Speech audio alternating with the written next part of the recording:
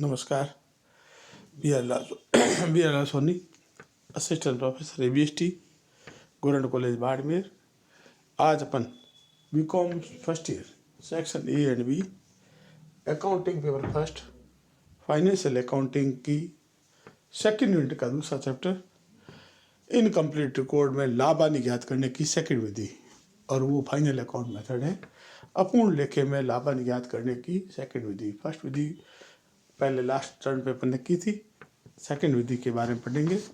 Second विधि में final account अपूर्ण लेखे में, अपूर्ण लेखे का मतलब ऐसे लेखे जो दूर लेखा प्रणाली पर आधारित नहीं, वो अपूर्ण है। अपूर्ण लेखे में लाभानि ज्ञात करने की दो विधियां हैं।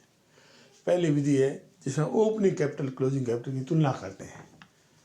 ओपनिंग कैपिटल क्लोजिंग कैपिटल करते हैं और फिर एक स्टेटमेंट बनाते हैं, उसमें करते हैं पहले क्लोजिंग कैपिटल, अब जो किया उसका उल्टा करो, add drawing less additional capital, अब आएगी adjust capital. Adjust capital opening capital घटाएंगे, उत्तर प्लस में आता हो तो प्रॉफिट, माइनस में आया तो लॉस।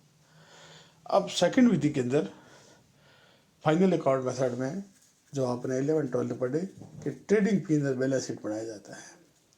ट्रेडिंग अकाउंट में क्या क्या आइटम आते हैं?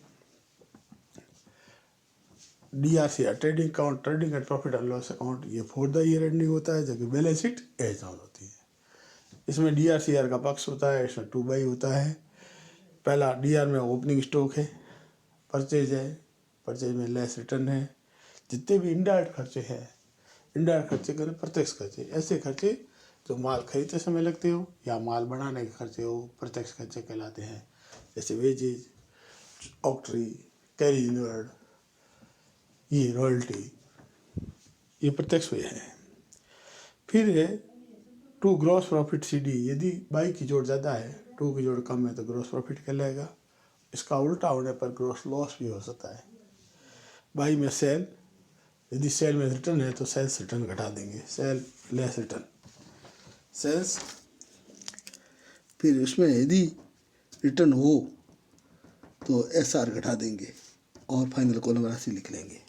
फिर बाई क्लोजिंग स्टॉक, फिर by gross profit CD, gross loss CD ये हो तो फिर पीएनएल अकाउंट में आओ।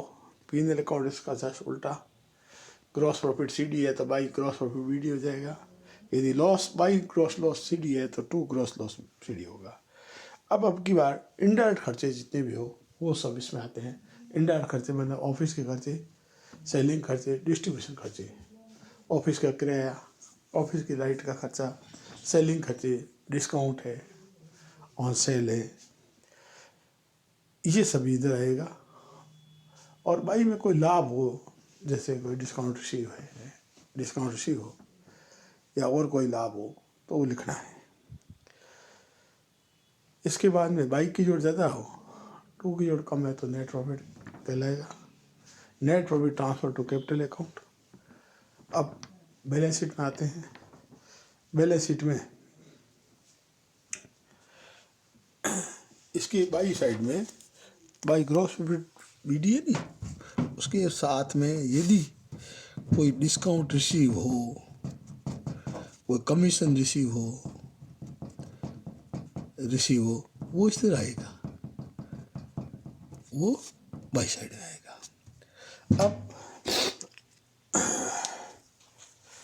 अब यदि बाई की जोड़ ज़्यादा है तो 2 नेट प्रॉफिट होगा और net profit transfer to capital account.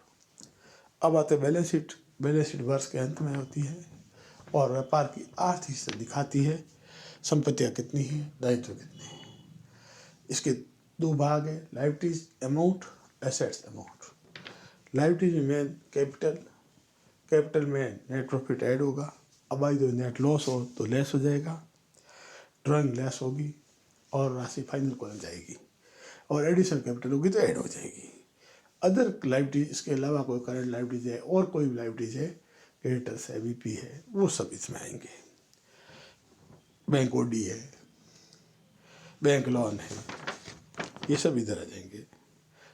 Asset side में फिक्स एसेट्स और करंट एसेट्स, इस तरह से बताया मैंने, बिल्डिंग है, फर्नीचर है, मशीनरी है, वो इस तरह ही है। करंट एसेट में कैश इन हैंड है, कैश एट बैंक है, और डेटर्स है, स्टॉक है, ये करंट एसेट्स है। अब करंट एसेट्स हो या करंट लायबिलिटीज हो, दोनों यहाँ दिखाएंगे और बैलेंस शीट का योग मिलेगा। ट्रेडिंग अकाउंट का आज अपने फाइनल अकाउंट पढ़ा। मेमोरेंडम फाइनल ट्रेडिंग पीनल में सबसे पहले ट्रेडिंग अकाउंट से ग्रॉस प्रॉफिट निकला, ग्रॉस प्रॉफिट पीनल में गया, पीनल का नेट प्रॉफिट बैलेंस शीट में गया और बैलेंस शीट का दोनों पक्षों का योग बराबर होगा, इसका मतलब सवाल सही। इसके साथ में इस विधि में यदि आपको क्रेडिट सेल नहीं दी हो या क्रेडिट परचेज नहीं दी हो या डेटर्स का बैलेंस नहीं दिया हो, क्रेडिटर का बैलेंस नहीं दिया हो, तो वर्किंग नोट में total debtors account, total creditor account, cash account, bank account, opening balance sheet बना सकते हैं यदि उसमें कैपिटल नहीं हो तो अन्य ऐसी सूचनाएं भी वर्किंग नोट में निकाली जा सकती है, क्योंकि अपूर्ण लेखे हैं। मान लो फिक्स एसेट दे रखा है, ओपनिंग बैलेंस दे रखा है, क्लोजिंग दे रखा है और कर्ज में खरीदी वो दे रखी है, तो बाई साइड में कम पड़ा तो अपन डेप्रिसिएशन मान सकते हैं। डेप्रिसिएशन दे रखा है तो टू में कम पड़ा तो खरीदी भी मानी जा सकती है। हो सकता है ओपनिंग क्लोजिंग बैलेंस में से एक कम दे दे तो हो सकता है। डेटर्स अकाउंट में भी ऐसे हो सकता है।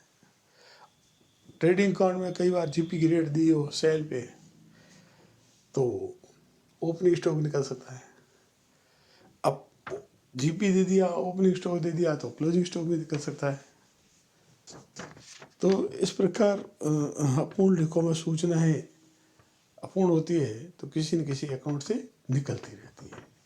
इसलिए वर्किंग नोट और total debtors account, creditor account, cash account, BR account, BP account और अन्य कोई सूचना और बनाई जा सकती है। तो ये फाइनल अकाउंट विधि है, आप इसको कॉपी में नोट करें। धन्यवाद।